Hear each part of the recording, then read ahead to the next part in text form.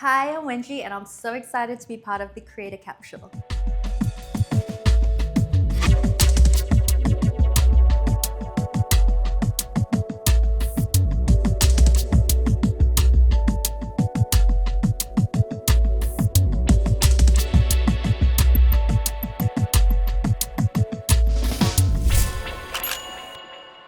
It feels so massive, but I think the one thing that makes little me happy is she feels like she belongs to Australia. I think I would have never imagined me being part of an Australian collection. Because even though I'm Australian, when you look different, it's hard to feel that way sometimes. So I think it's a great testament to, you know, our diversity and our acceptance of different people and what Australians look like. I think that's amazing. And I think it's also really validating because when I look at my videos, some of them are big production, like the newer ones are big production, but a lot of the ones in the collection, I feel like I just made them at home. I never expected them to amount to anything or be taken seriously at all. So I think, I don't know what the exact words is because the emotions, there's so many emotions that go with it. But I think it's very satisfying. Yeah, I think growing up as Chinese in Australian society and consuming Western media, Western magazines, and Western TV, it was very hard to see someone that looked like me and to have makeup that would work on my features. I would read Dolly magazine, Girlfriend magazine growing up, and there might be a little picture of a really pretty Caucasian woman with the eyeshadow on.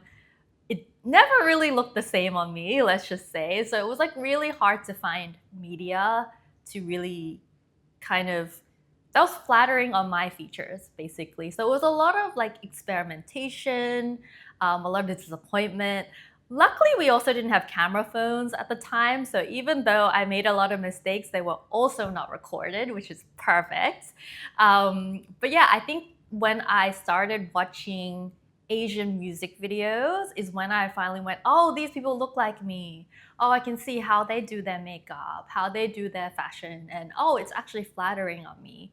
And that was the time when I really wanted to learn, but it was hard to find things in the mass media. Like I can't go and watch a Korean music video on public TV in Australia. So I had to go on the internet and download things and kind of look for magazines in Chinese shops. So it was a lot of that kind of searching from a very young age.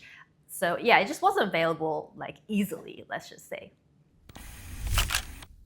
I think I just had a passion for being online. Even prior to doing this YouTube channel, I dabbled in Friendster and Zenga and built my own GeoCities websites. So I was kind of just constantly online. Then I started a blog, which actually launched my YouTube channel. I was more of a blogger at the time. My dream though, at the time, not my goal for YouTube, but my dream was to live a creative life where I could, my job was to be creative and not sitting at a desk. So my dream was actually to become a full-time blogger, which had nothing to do with YouTube, ironically. But I was blogging a couple times a week in the beginning, just sharing my thoughts. And I had heard that there were some bloggers that made a full-time income online. And I was like, oh, that's really cool. I would love to live that lifestyle. So that was my initial goal for being online. But with YouTube, it was more of oh, I wanted to share my makeup tips. And it was really hard to do it with written word.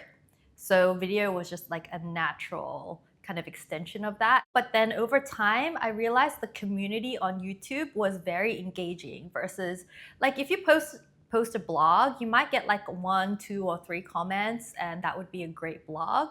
But on YouTube, I found that after I posted a video, people will come back and be like, hey, can you teach me this? And can you teach me that? And I was like, sure, why not? I'm happy to just make another video and teach you how to do that as well. So that was really fun. I felt like so much freedom because it was my channel and I could just do whatever I want and I could post whatever I want. And that was part of the addicting part of the journey as well. So naturally, I posted what I felt like I wanted to post. After posting a ton of makeup videos, I got really into the video editing process, the shots and how things look, how to frame things. And there's only so much you can do with makeup in terms of telling a story. So I wanted to expand into a category where I could literally like storytell and storyboard with the video medium.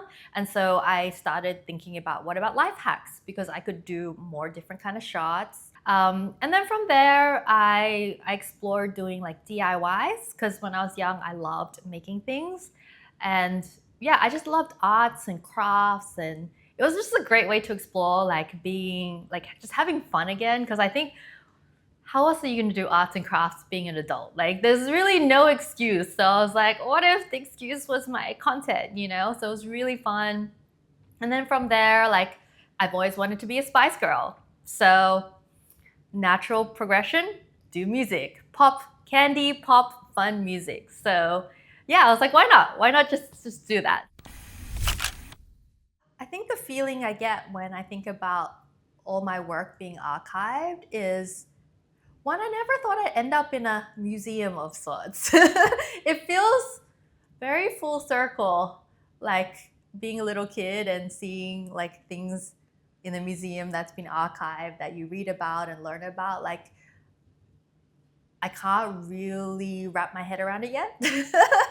But I do think it's novel that I'm imagining maybe future generations looking at this and going, wow, wasn't culture weird back then? Like, did people really eat candy like shaped like glue? Is that a thing people did? So I'm glad I've been able to contribute in that way, and show a little piece of my creative spirit to future generations. The other thing I think about is like, wouldn't it be weird that if aliens came and stumbled upon the Australian archives and was like, did all humans have three colored hair? Like, is pink, purple, blonde hair like a thing? Was that a thing? So yeah, I just sometimes I imagine that and I kind of giggle to myself. I'm like, that would be really cool.